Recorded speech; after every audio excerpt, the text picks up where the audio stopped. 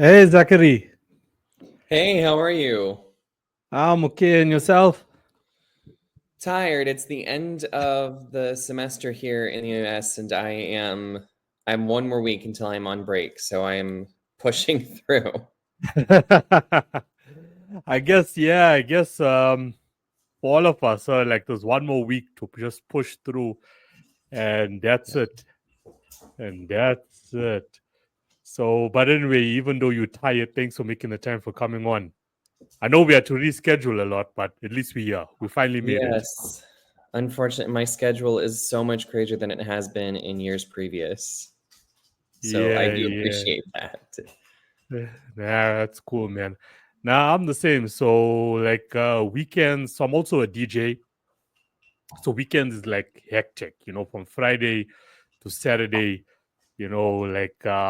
I used to do podcasts like on the weekends and then I had to move it during the week because, the schedule was just getting out of hand, to still have Yeah, gigs or sure. events lined up and still fit a podcast in gets a bit hectic. Like today was the first time in I don't know how long I woke up at 1 p.m. Like I was knocked out. I was knocked out. So Yeah. yeah. So but that's the life. That's the life we chose. Like I don't mind it, and I'm sure you can feel the same about it. With the schedule and stuff. Yeah, we get tired and so on, but Hmm. at least we live in the life that we always dreamt of loving or doing things. We always wanted to do. Comes with the territory. Right. But I do yeah. love what I do. Anyways, yeah, yeah. So yeah, I guess we can go for it. So let's first start, let's go back to day one, how it all started for you. So not only being a fantasy author, but also an educator. How did it all Mhm. start for you? These are the two core interests that kind of carried me through my childhood. When I was a kid, the two things that I really enjoyed were learning and then reading and writing, and they just sort of continued to develop through my life. I had other things that I wanted to do sprinkled in, of course, because no one just decides what they're going to do the moment they think of their first career, and then that's what they stick with. But I went back and forth. I knew that I wanted to teach, and I loved story. And so I tried my hand at writing a few different books. They did not go well. And then my first novel, Eternity's Well, I started actually as a creative writing project for a college class while I was getting my first degree. And I didn't finish it at first, and then I had a sort of leave of absence from one of my first teaching jobs, and I was able to finish that book.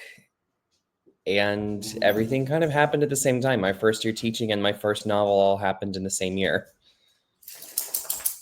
What do you teach? So I teach a variety of things. Currently, I am teaching in a small private school, a multi-grade classroom, 6th, 7th, and 8th grade, all in one room, which is crazy, but they're good kids for the most part. And I'm certified to teach music from K through 12 here in the US, as well as math, religion classes, and English. Wow, that is quite diverse. Yes. Like really diverse. Yes. I So also the have second my one you said master's is in educational leadership, so I'm potentially going to be working in administration here in the next couple of years. yeah. So the second one you said is religious classes. Mm-hmm. Did I get that right? So what does Yes. that entail?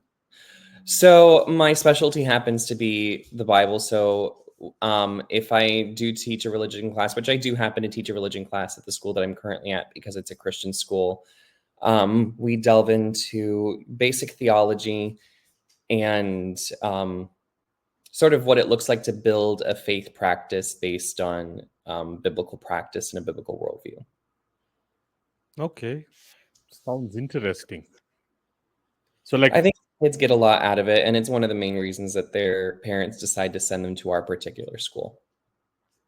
yeah. So, how do all like the other subjects fit into, like, because we got, you said maths and then religious. Like, are you passionate about all of it, or is there a specific reason, or are they all connected to, Mhm. your full mandate of what you will want to teach? Yeah, I definitely did not set out to be as diversely qualified as I am. Initially, when I was getting my bachelor's in education, I really thought that I was just going to be teaching music. Yeah, Pardon me. Maybe an English class. So I did get a minor in English, but I didn't really intend to teach Bible classes. I didn't intend to teach math, but circumstances brought me into jobs where I needed those certifications. So I took extra classes to get them. And I think that it's ended up being a really good thing because now that I am sort of moving in the direction of being an administrator, I have a much more diverse set of background experiences that can help me be a better support to other teachers, which I think is important because a lot of administrators don't have a wide variety of experiences behind them. Most of them were teachers at one point or another, but very few of them have taught the scope of what I've taught, which I think is an asset. yeah. Okay, that's quite cool, especially the religious part. That's quite cool. I enjoy So, how it. do you, before we get on to your novels, so what's your, how do you, okay, I know you swamped, we started off with that. Mhm. So, how do you keep it all together, like psychologically, physically? Um, How do you you manage know, it all and still work on, your writing, your books? I think that a lot of people have this thought that they have to do it all, they have to get everything done. Frankly, there are days where it doesn't all get done, and I am okay with that. I get as much done as I possibly can, but I also have ADHD, so that kind of splits my focus, which might be why I adapt to so many different things at once. For me, it's less of a weakness and more of a strength since I can kind of switch my attention and delve into a lot of different things seemingly at once. But I wouldn't have that same expectation for everyone. You know, um, when I tell people, I'm getting my doctorate, I'm teaching full time, I have a novel that I'm working on. And I manage my author kind of persona online to some extent. It's not to try to impress people or be like, oh, look at how much I'm doing. It's my brain is wired differently, and I have my hands on all these pots because I can't sit still. So Yeah. that's more of it. I just can't sit still. Yeah. Yeah, no, the reason I brought up the question, I find it a lot also, with the consulting I do and also like with my life. Like it can become overwhelming at times when you got so many things going on all at once. You know, fair enough, anything that you do, it all complements each other. It's all part of your journey, part Right. of your life plan, but it becomes overwhelming, to manage it at all and to find that time just for yourself to reflect and just get that time out. Mm-hmm. Um, for me personally, like there's so many times I needed to adjust, and it's not even like after a year, it's like after a month, oh no, I need to adjust again. Then after another month passes, then something else pops up, and then there's something else on the table. Okay, I need to adjust again. And then like I also feel like, like with the moment I start something, like I have to finish it, you know, even though I know, okay, look, it doesn't have to be done like straight away or doesn't have, there's no deadline exact pin to it, but like I have to get it done like straight away, like after our chat now, I already know, okay, there's some stuff that I need to get out the way. But yesterday I was like, you know what, I'm just going to concentrate on this podcast for today, and the rest I'm going to leave for tomorrow. But unfortunately, it doesn't always work out that way, you know. Yeah. I think So oftentimes we put yeah, a lot so of that's one pressure of on those ourselves things, in those that moments. yeah, and like I'm a co-host on another podcast which is called Talking Back to Suicide, and we have all these guests that are coming on that will say the complete opposite of what I'm saying, but at times, as you said, your brain is wired differently. You can't Mhm. keep still, you know so I can Right. relate to that as well. Like Akaki, so if I know like there's things to be done, like I want to get to it. I want to get to it, no matter the sacrifice or how many hours of sleep. 2 weeks ago we had a sleep specialist who came onto the podcast, and he was talking about the importance of getting 8 hours of sleep. But it just doesn't happen, eh? It doesn't happen all the time, no matter how many times like I can personally try for myself in my life. It just doesn't happen. So, like, whenever I have a guest on the podcast that is so diverse, like yourself, I always have to get different opinions from different individuals, like exactly how do you do it? How do you manage it without burning out and just completely just like dropping down? Boom, that's it. Yeah. I mean, I think my core answer may not be, popular for everyone, but it is what works for me is, you know, I believe that everything that I do has a purpose and that my strength isn't in myself because I do have that religious core to everything that I do. Yeah, Um, yeah.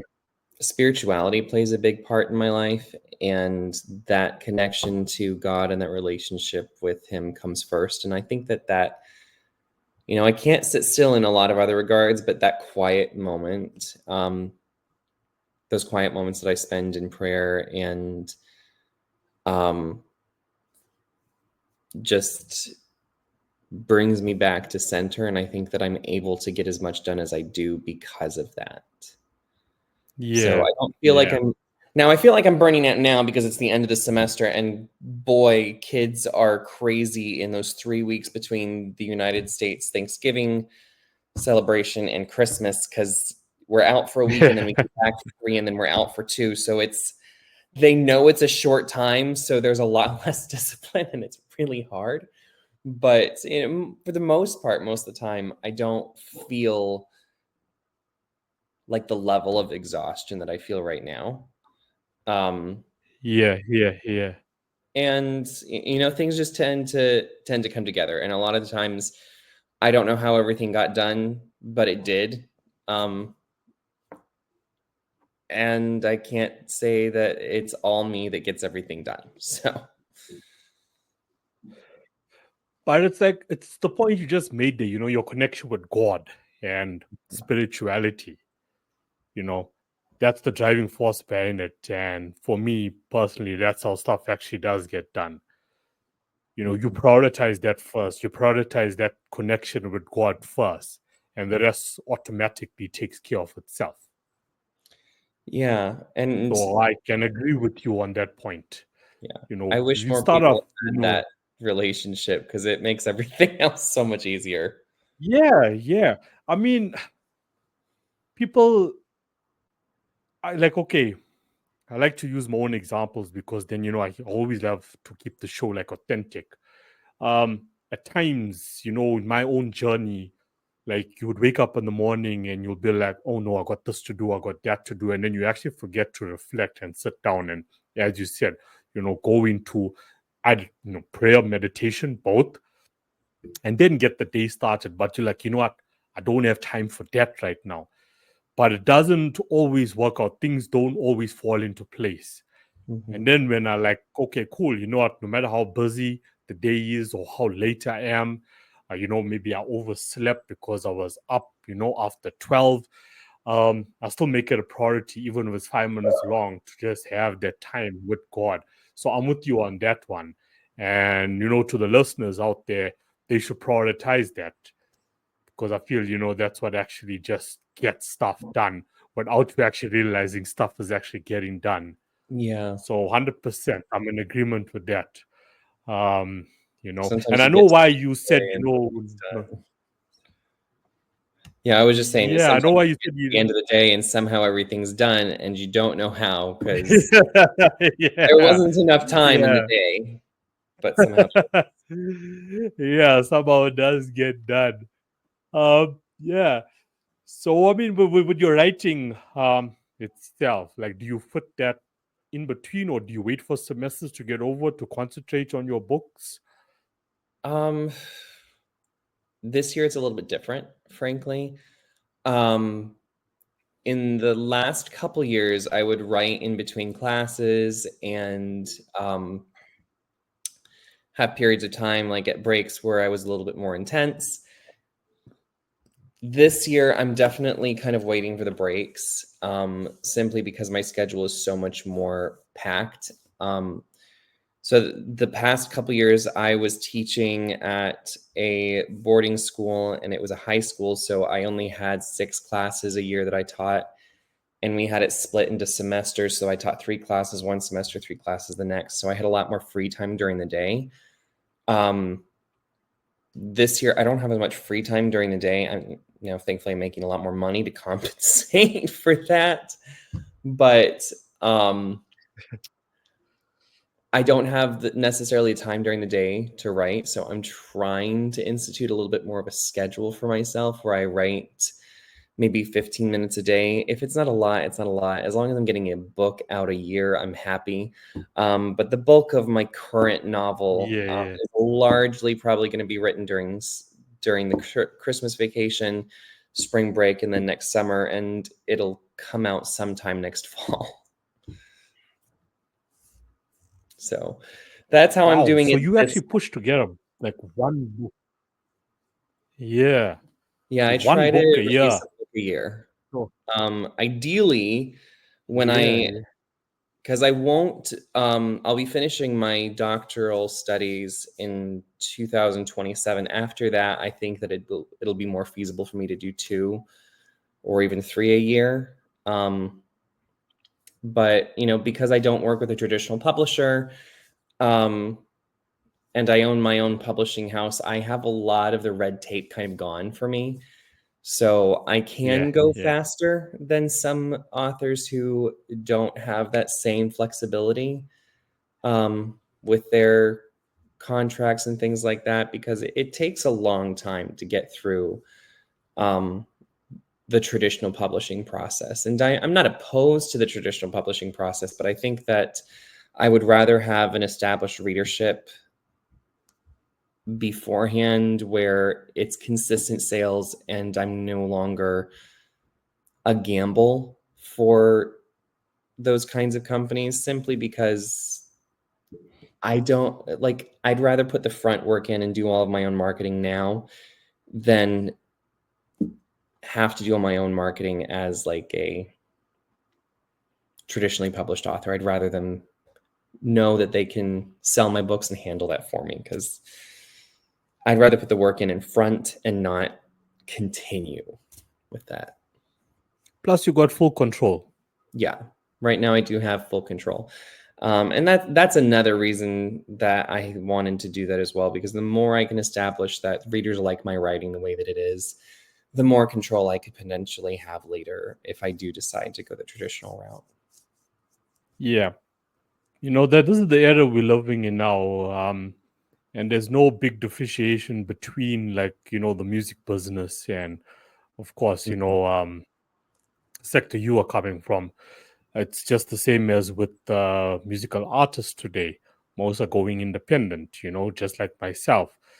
You just the red tape is eliminated. Yeah, there's a lot more work that has to go into it. A to Z is all on you.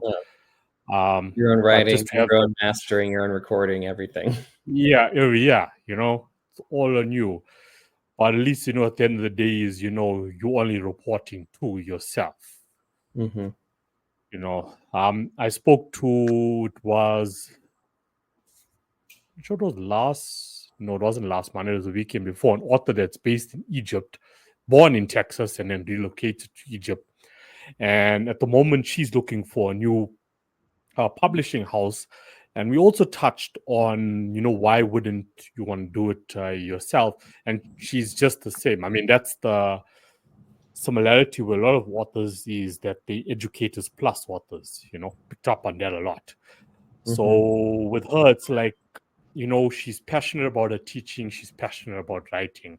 The administration work of the whole process, she really doesn't want to do it. Hence why she would rather have, publisher. Administration, even for me, like, I do not love the administration part, of this whole process.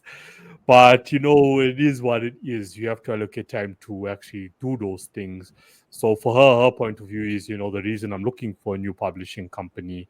And it wasn't because, she left the old publishing company on bad terms. It just was the owner of that publishing company passed away. The wife inherited the company. So she's like, I had a good relationship with the husband.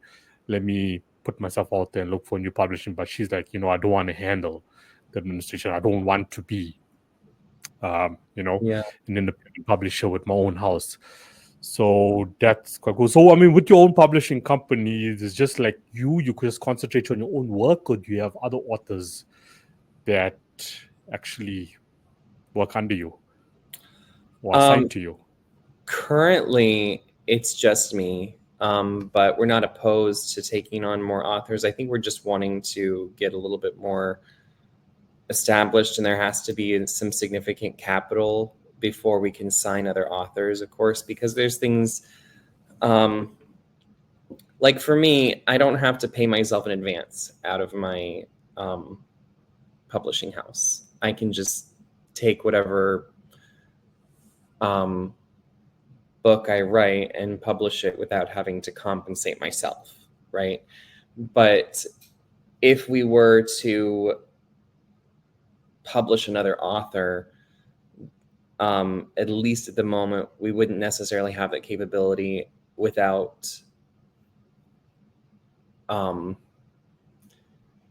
kind of a handshake agreement that they'd get all their royalties and we just handle like the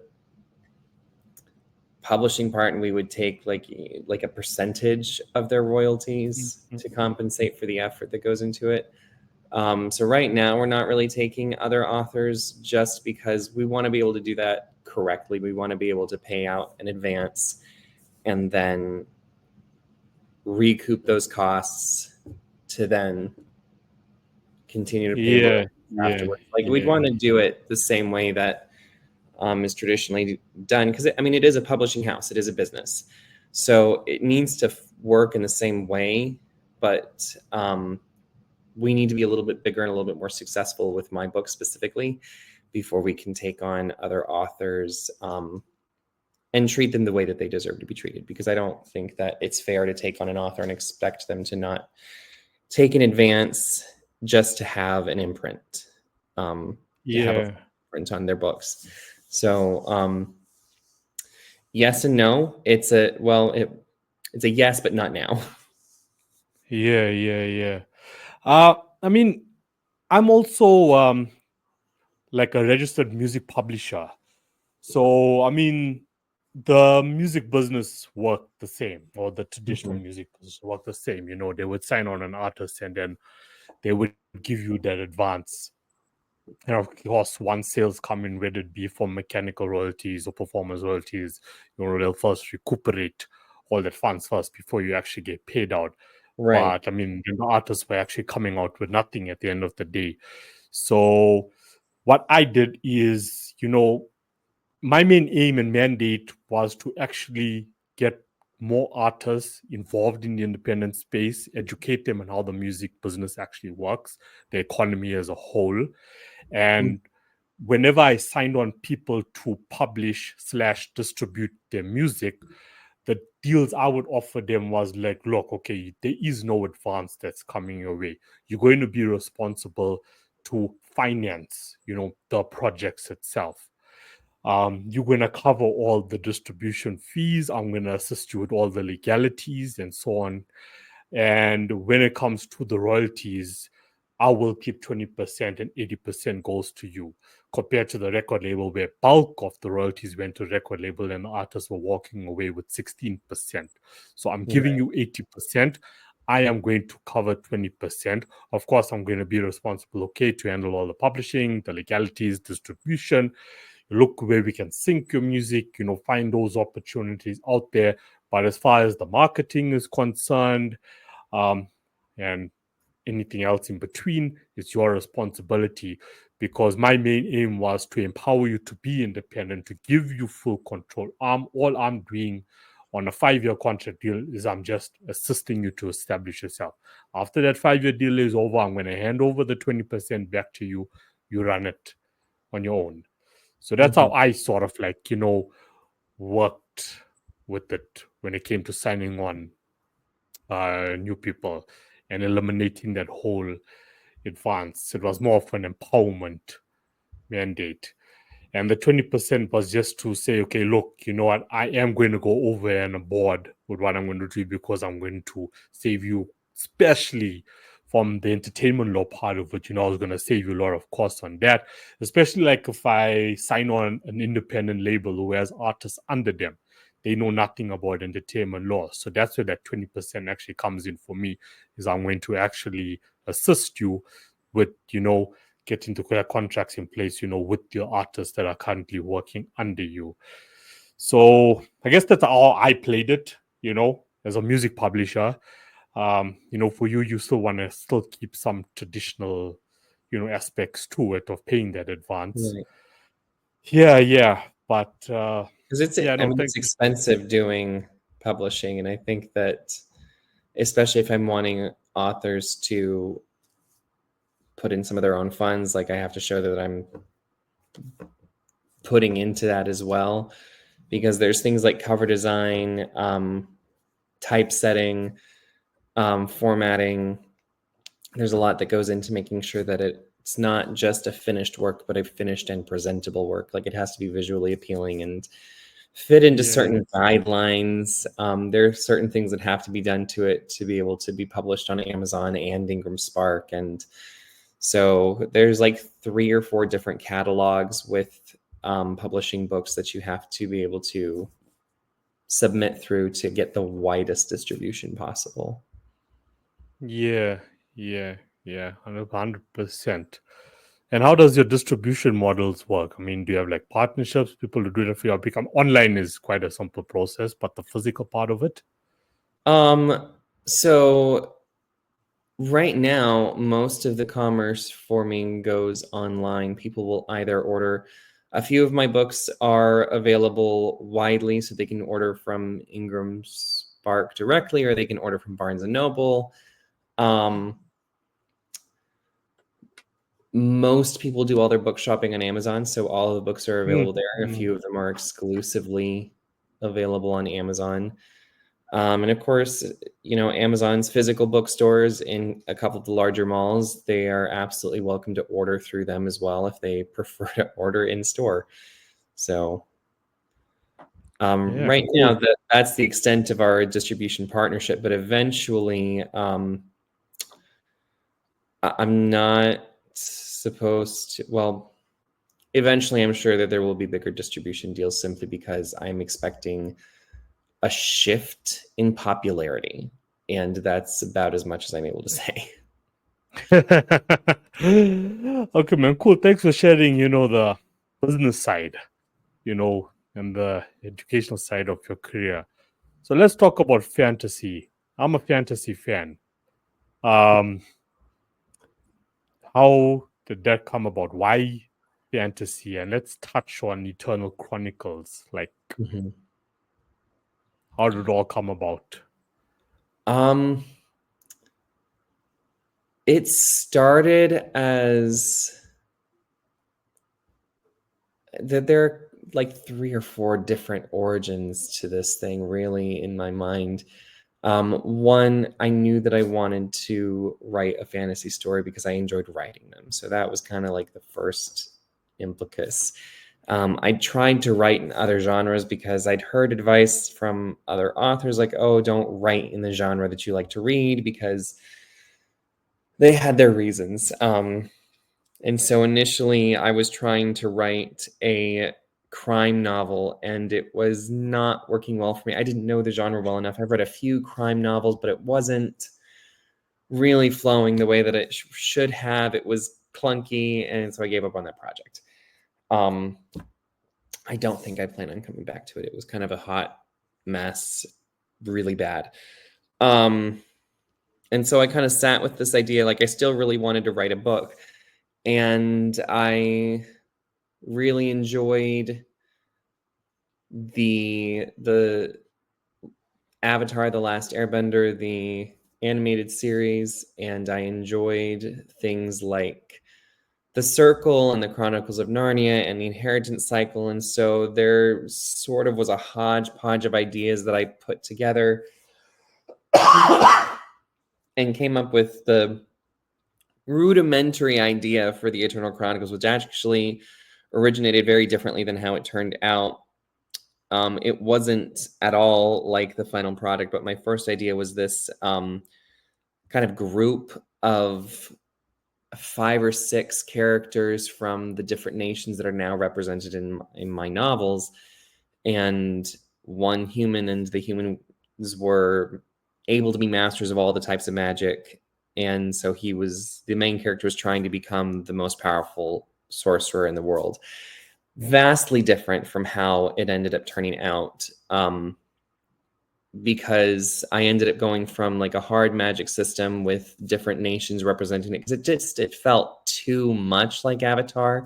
I'm like, it's copying the story, like not totally, but it wasn't original enough. And so I fiddled with it, and I wrote a couple different versions of the first chapter, trying to figure out how this would work.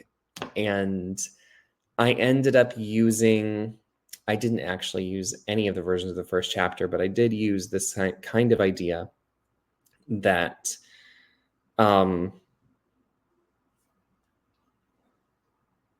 there was the nations stayed, but instead of the main character trying to become the most powerful sorcerer, which just seems like a power grab, and it feels more like a villain story, instead the main character, which expanded into a few main characters, with one kind of core main character, Elior and his friends Nyx and Opal, all experienced a devastating loss in the first few chapters of Eternity's Well, and they're seeking answers and solutions to problems that don't have a natural solution, and so they're seeking a magical solution.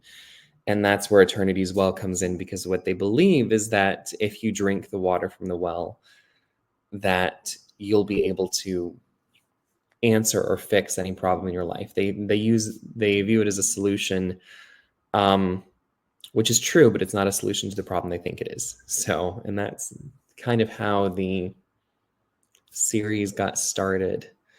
It developed, instead of this power grab thing, it developed this really deep sense of moving through loss. And so grief and recovery from grief are big themes in the first book and really throughout the series, because there's this intense loneliness that's felt by Elior, the main character, but it's juxtaposed with his friends and chosen family that remind him that he's not alone, and that there are things bigger than the momentary things going on and the losses that are accumulated. Biblical themes began to be tied into it, and so it became sort of an allegory for the New Testament as the story developed. And it was a really, well, the New Testament kind of through to the end of time, kind of taking the Revelation prophecies and sinking them into the actual story. So it became a very different story than what I kind of originally thought out. And I think that the deep meaning behind it helped me to actually write it out, because it was probably not going to be written if it didn't have all of that behind it. It needed that emotional core.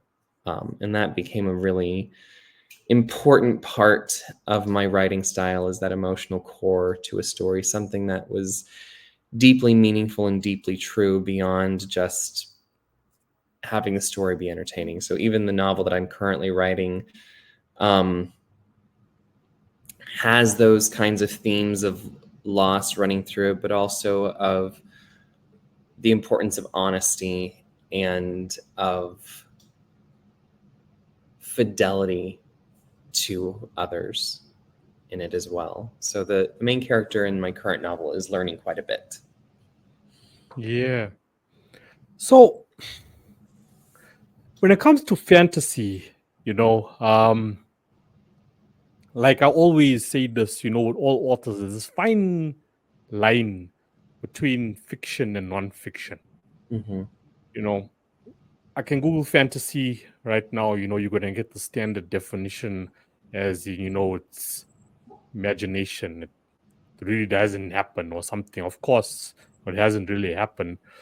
But where is the proof that these don't really exist in the world? Magic does exist in the world, Mm-hmm.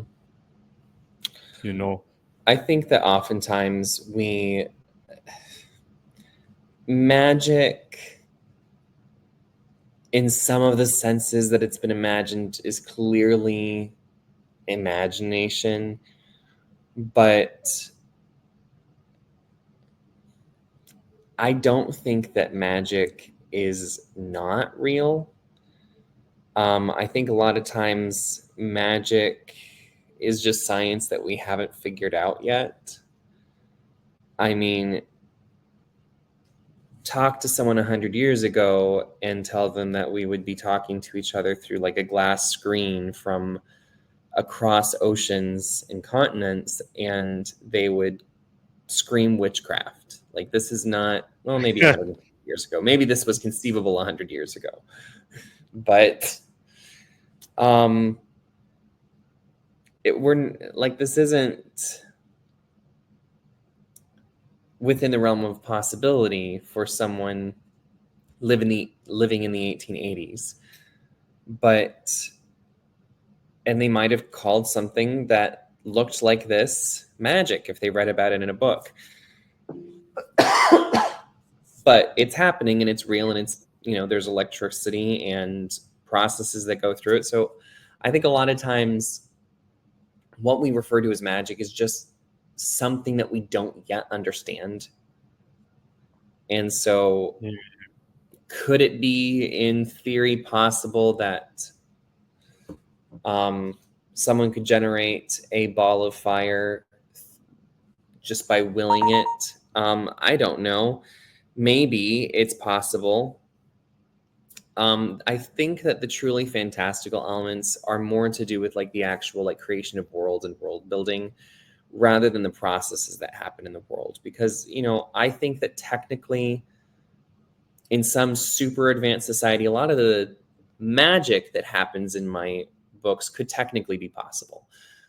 But I don't think that fairies and centaurs and wind spirits and jinn or dragons or mer people are real. I think those are the fantasy elements that are truly imaginative and take portions of reality and blend them together in creative ways that help to suspend the sense of disbelief for people. Because if you write a fantasy that's set in the modern world without any kind of element that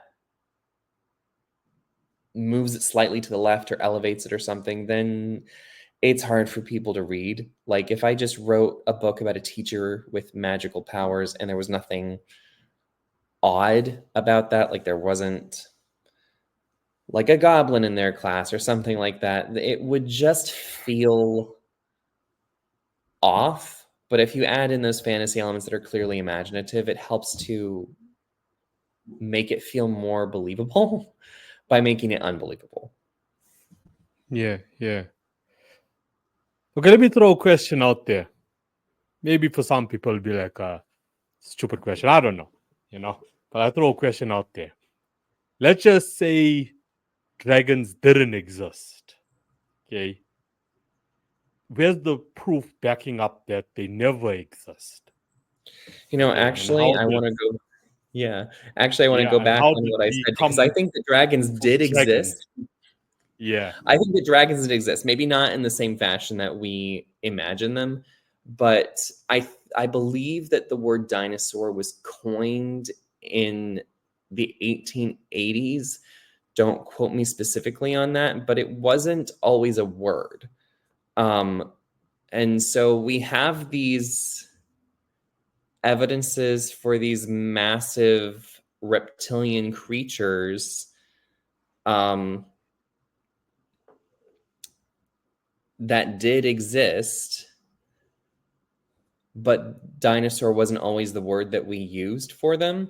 So it's at some point or another, these things were called dragons. Now, if you subscribe to the evolutionary view, then they were all extinct before human beings came onto the planet. But I happen to be a creation scientist in my approach to origins. And so, in my mind, dinosaurs and the other large reptilian animals existed at the same time. And of course, they would be called dragons. And we do have animals, I don't know if they could breathe fire or not, but we do have something called the bombardier beetle that can shoot flaming gases out of its butt. So it's conceivable that that same kind of thing could occur in a reptile potentially. So maybe some of them did breathe fire. So in that case, dragons very well could have existed and have been documented in ways that we don't understand. I think that there's no way for us to know exactly what the past looked like without having experienced it. And so it's possible, if you view things through a creationist lens, that dragons were very real, and we just call them dinosaurs when we discover their remains now. Yeah. Yeah. For me, nothing is impossible. Nothing is impossible. Like, there's nothing when it comes to fantasy, whether it's reading a book or it's watching a movie or a series, top of my mind is like, there's no evidence that tells me that this is not real or was real once upon a time. Yeah, maybe, Google or experts, whatever, will come and say, okay, this is not real or whatever. But like, I'm like, that's not good enough, like for me, not good enough. Like for me, there's nothing really saying that millions and millions of years ago, this didn't really happen, or these creatures didn't really exist. It came from somewhere, where it was like symbols that were left behind by, our ancestors, or, Yeah. peeps back from way back that left symbols, like how the Egyptians left symbols, that actually define the future, that still defines the future. Yeah. I think the You know? evidence that a lot more is real than we think there is just that humans are very creative, but up to a point, like even things like mermaids, we're just combining a fish and a human at that point. Yeah. Unicorn, like even unicorns, rhinos have horns on their faces and it looks vaguely horse-like, but even it Yeah. notwithstanding that, you've got horses and you've got rhinos, you can imagine a horn there. Like any fantasy creature that we could possibly think of is just a recombination of two different creatures. Like we're not reinventing the wheel here. So like even with dragons, like those were clearly real creatures at some point that maybe were recombined and given wings or fire breathing. But humans are only creative up to a certain point. Like we're not creating something entirely new. We're taking recombinations of other things and spitting it out to make it look new. Yeah. Now I feel that. So, did you like, was the agenda at the start for this to actually be like, a series? Yes and no. I don't like, because the story went through a couple different kind of versions before I settled on exactly what I wanted to write. I always knew that a series was likely, but the reason for that shifted. So the reason in the beginning for the series was I like reading series, and fantasy stories tend to be larger, so this is probably going to end up being a series, but I didn't really have an idea beyond the first novel at the offset. As the story grew and it developed those biblical themes in it,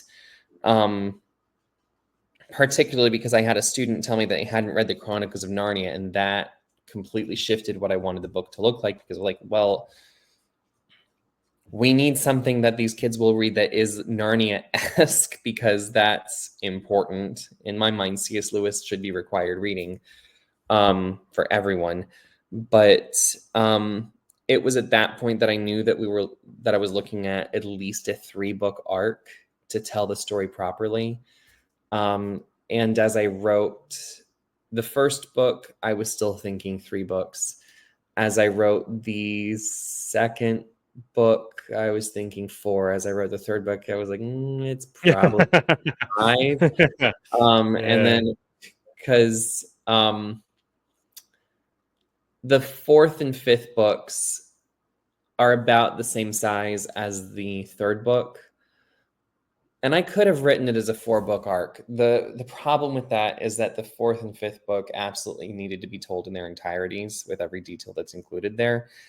And I would have ended up with a 500 or 600 page book when all of the other ones are around the 200 to 300 mark. And they're the 9 by 13 books. So they're not short and stout. Like, these are big pages with a lot of words on them. So I would have gone from around a 75 to 80,000 word book to 175, 180 word book if I'd written the 4th and 5th book as one novel, and it would not have made much sense to me. So I split that story in 2 and got the 5-book arc. I guess it's a good strategy, like you'd rather have, or I would rather read, a book with 200 pages at a time. But I guess the other part about it is now you have to wait, what's next? Yeah. What happens next? There's an element of that, but a lot of people will wait until a series is completely done and then start reading it. I've actually noticed an uptick in sales since I finished the books. I've sold more in the past couple months than I did the rest of the year before that. And people do prefer, like, I'm looking at the stack of books. It's like about this high. So like this thick, this much. And people will binge read that. But it's a lot harder to binge thicker books. Like, I have the Inheritance Cycle sitting on my shelf. That's well over 3,000 pages of reading. And so that one, I don't think I could binge myself because it's so much.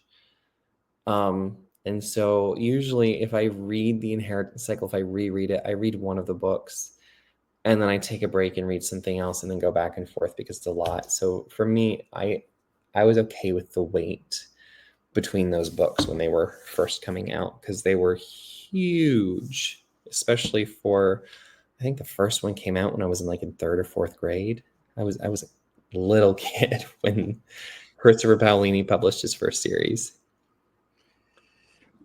And after your 4th book, like as you said about combining it, like out there, in the market, do you have it in bundles, for people to purchase and so on?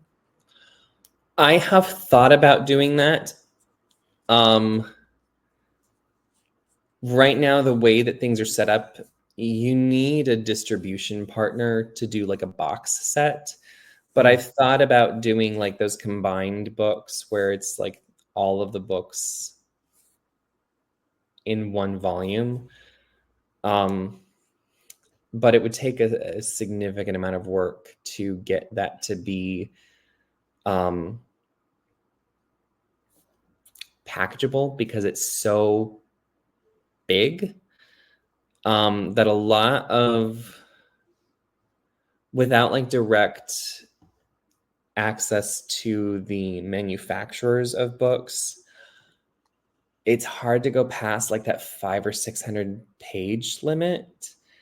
And so the letters would have to be so tiny. So I'm fiddling with it, but it's not a high priority right now to do that. They are all available for purchase through Amazon. Eventually, I would love to see a box set made, but right now that's just not financially feasible for me, because that's a big undertaking. Because with something like a box set or even an omnibus, you're looking at the production costs, and you're looking at, you probably, like, at a minimum need to order at least 10,000 copies. And without, like, the books are selling, but I'm by no means like a New York Times bestselling author at this point.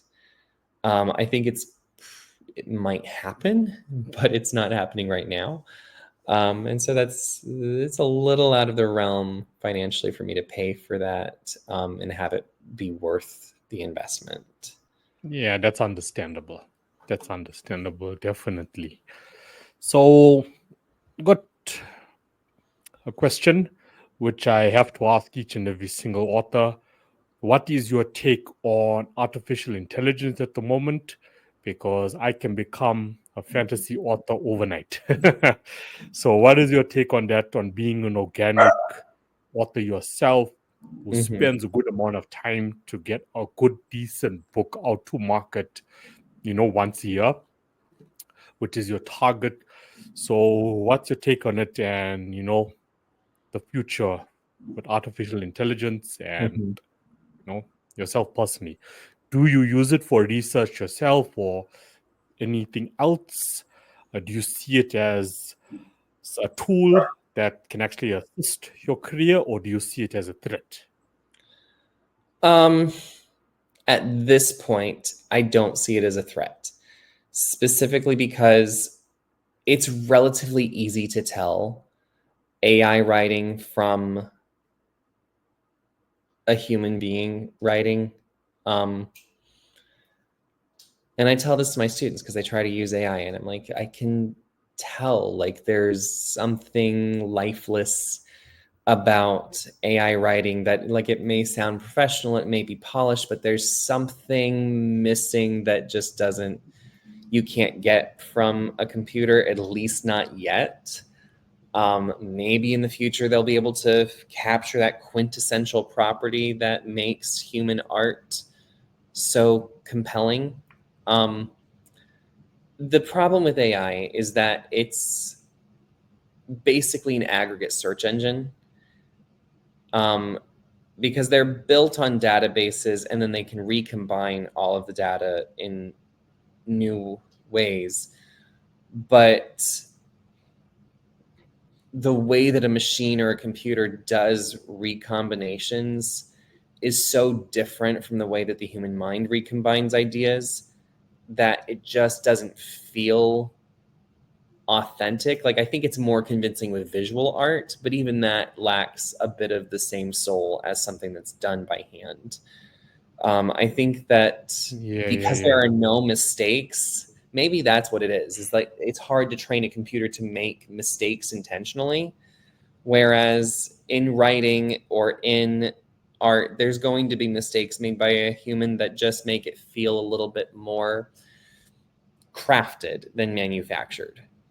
The reason why you buy hand-painted bowls from an artisan is not because they're better or more perfect than the factory bowls.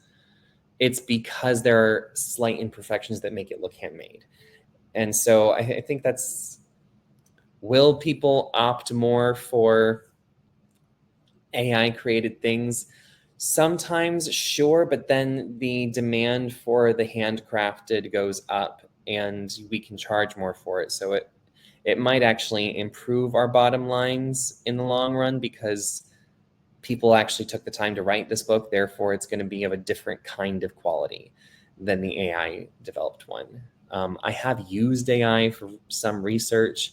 I appreciate that I don't have to scroll through 10 pages of Google to find answers for things now. I like that it has the AI thing at the top. And actually, in my last couple books, or maybe it was just my last one, I did use AI generated images in it to add some interest to my title pages. But I've never used it for writing, and I don't plan to because, frankly, I don't like the quality that comes from it. I think that the only thing that I've ever used AI for in my writing is to do some of the editing for me. But even then, I go back through it and I adjust the phrasing so that it's still in my voice. Yeah.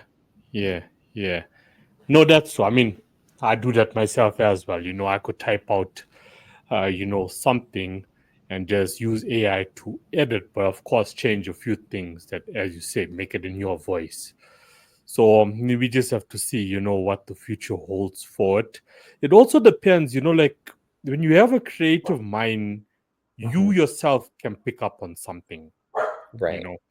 For example, if I'm at a nightclub and there's a DJ performing, I can tell, can this DJ actually beat match? Meaning, can he actually combine the two tracks together without the audience actually noticing, any difference, because that's a process. And it, requires some, counting of beats and so on and getting it on target, but we're going to get into the technicalities of that. Right. And if I'm in the club and I'm in, with the crowd on the dance floor and this DJ is about to transition, I can hear the transition coming in before the audience actually knows the transition is coming in. And I can pick up if the transition was done well, or if the transition wasn't done well, or if it was just a case of one fader down, one fader up. That's because, I've got that creator brain. But Right. for the other 200 people in there, they can't notice those things. They don't know. They can't differentiate. They just concentrated on what's coming out. Now, from a book, it's just okay, the words coming out, so I guess research into that, like needs to happen. Get like a group of 50 people and give them a copy and see whether you can. Okay, for your students who you educate, cool, they will probably know the difference because they're getting educated by you. But just like an average person, give an average person, read this for me and tell me, is this something that a machine wrote or something that a human wrote? And, take it from, yeah.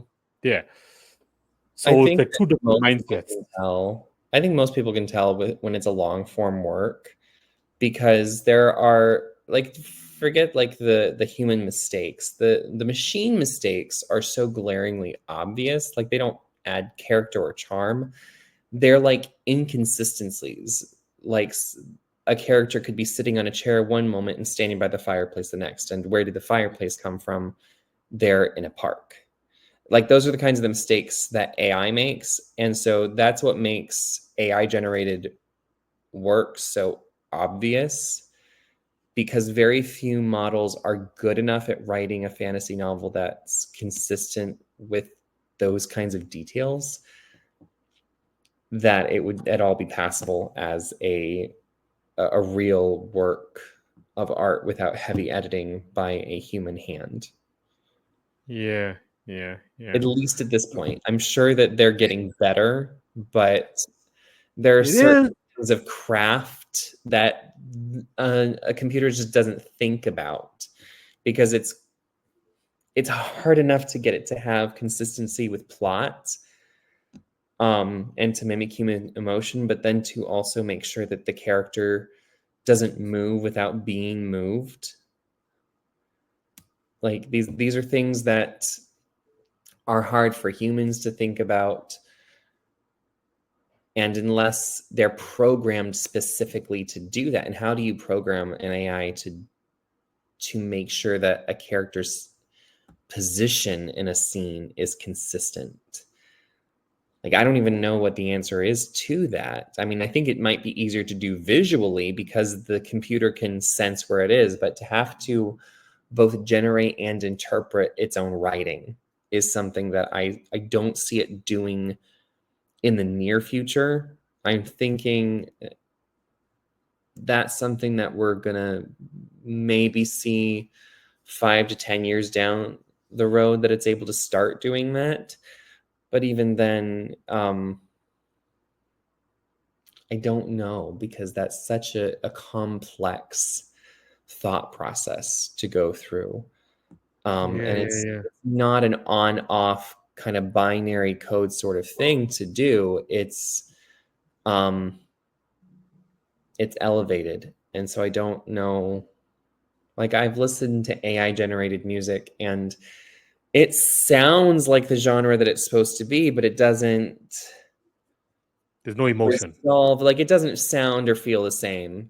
Not without the heavy editing. So, like, I think AI could be a big shortcut for people, but is it going to be something that just, like, people start churning things out and producing commercially polished works overnight? I don't think we're there yet.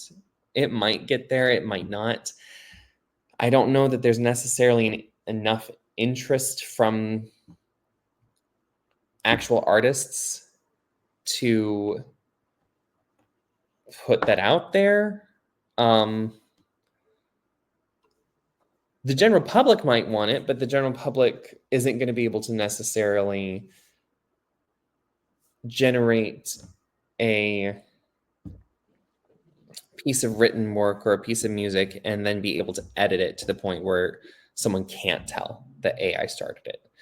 Like, I put lyrics that I wrote into an AI music generator.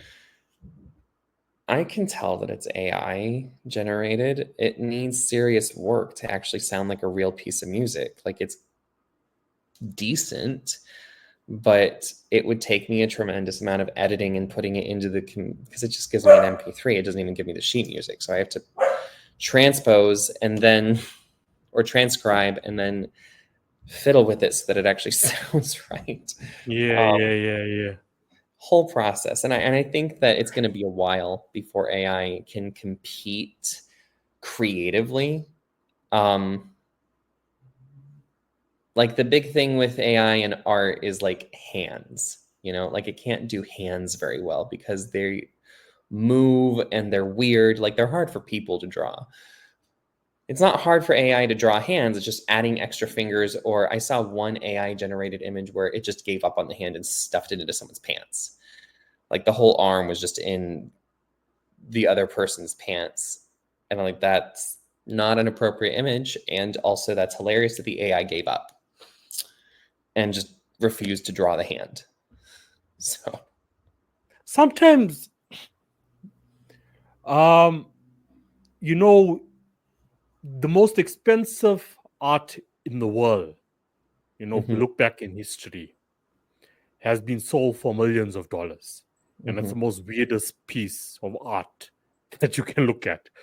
Someone can look at it and be like, yo, what is this? Maybe even laugh, not realizing that piece of art, sold for millions. So when you look at something like the example you used of, okay, the hand is in the wrong place, sometimes it can also be seen as something creative, something weird. Weird at times sells. Once again, looking at the millions and dollars of pieces that have been sold throughout history, something like that, something weird, something, completely strange, can also be looked at as, yo, this is like weird creative stuff going on here. Yeah, I think weird sells. I think that, oops, the computer didn't do it right, doesn't. And I think that, like, AI images have this sort of polish to them that regular art just doesn't, like, it's trying to be photorealistic and it just drifts into uncanny valley. So I think it's because of stuff like that, like weird cells, like Salvador Dali, incredibly weird art, melting clocks and stuff like that, sells for a lot of money nowadays. And there's even like a whole museum here, I think in St. Petersburg, Florida, or Jacksonville, something like that. It's in my home state. There's a Salvador Dali museum, and the building itself looks weird. It looks like a piece of Dali art. But again, like, it goes to this, like, there's a human quality to the art where it's not, there's just something about it that's not as polished or as pristine. And there may be mistakes and things that are off, but it's not like, it's not trying to be perfect and then isn't. Like, it's not polished and mistake ridden at the same time. And I think that's what really separates AI generated work, whether it's music or visual art or writing. Like, it just makes it so polished, and then you get to a mistake that is completely out of place. Yeah. I guess, it's just all like just 50-50 at the moment. There's some really great uses for AI. I think that it's a fantastic tool. I think it's great if you're just searching in Google and you're looking for an answer for something, and it's going to aggregate the main points of like the first 10 or so searches, which, assuming those are trustworthy sources, it's a great tool. And ChatGPT can do the same thing. Like, it's looking at a lot of different sources for the answers that it spits out. So, like, it's a good tool. It's a good tool for answering general questions. I think that AI has tremendous applications for things like, I know that Tesla is working on a robot that would be some kind of automated servant, which I think sounds fantastic. I would love to have a robot do my laundry and accomplish things around the house that I just don't want to do. And if I have the money, I will pay I think it's what, $25,000, $30,000 that they're going to be charging for these things. Like, great. If it can accomplish the menial tasks that I don't want to do. I think that AI has tremendous use for that. I think that what we're going to be looking at, and it may shift, but I think really what we're going to be looking at is we're going to be moving from an ideas-based economy into a human spirit, creative-based economy, because the AI just isn't sophisticated enough to do that as of yet. It may get there, but I think it's going to take a lot of time and effort. And computer and coding experts are going to have to spend significant time with creatives and their work to figure out what that answer is in coding, because it's not just creating something that looks good or sounds good or reads well. It's something else entirely that is missing from this AI generated work that just doesn't sit well. Like, it doesn't feel real. And so it's going to take a while to get there. So I think we're looking at a time where a lot of our menial jobs and things like that are going to be taken away. But anything that's human facing and based on human service and human interaction is going to be where we see more jobs for people in the future. Human facing and creative work, I think, is safe for a while. Okay. But thanks for your opinion on it. It's good to get everyone's opinion on it. And everyone also has a different opinion, on the future and, what's going to happen in the world in the next couple of years. So, thanks for your opinion on that. So I guess we can conclude with, what's next, what's on the table, what are your plans as an author for 2025? You did mention a new book. So what's next for you? What's next for Zachary? Yes. So currently I am writing a book called Aisha's Secret. And I'm sort of taking a look at the Aladdin story again, but approaching it from the female perspective, so from the princess's perspective, but she's the one who finds the genie and makes wishes. And so that becomes she has to keep appearances or she loses everything. Okay. And when you're expecting to release the book? I would expect it sometime in fall, so between September and November of next year. Okay. Well, I mean, all the best with that. So that will be your first book for 2025. Yes. Yeah. So all the best with that. And where can people find you online? Once it gets updated, my website is zacharyhagenwrites.com and my socials are zacharyhagen_writes. And they can find my books specifically on, I believe, TikTok and Instagram at the Eternal Chronicles, all lowercase and no spaces. Okay, cool. Perfect. Well, Zachary, it's been a pleasure talking to you. Once again, thank you so for much. rescheduling to make this happen. And wish you all the best. Wish you all the best with your current projects. Hope you have a good break and you get Thank you. rest. Yeah. And I mean, with the next book coming up, wish you all of the best and all the success that the universe has to offer. Thank you so much. I appreciate that. Yeah. No, I appreciate it. Thank you so much, man, for coming on. Much love, Thank much you for respect. having me. Yes. Yeah.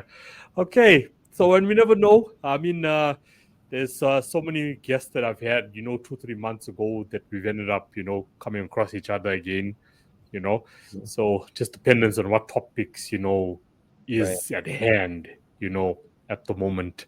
I call in people again, just to give their point of view on that specific topic. So let's see what's up and what's next. Sure. But all Absolutely. the best. Yeah. I mean, one more thing I can ask first. I know you also got a family life, so you also work around that, with everything else in between. Mm-hmm. So, yeah, that's a difficult one for a lot of people. Yes. But you seem to be managing that, right? So far it hasn't been difficult to manage, but I'm married. We haven't had up to this point we haven't had kids, but we are actually expecting our first right now.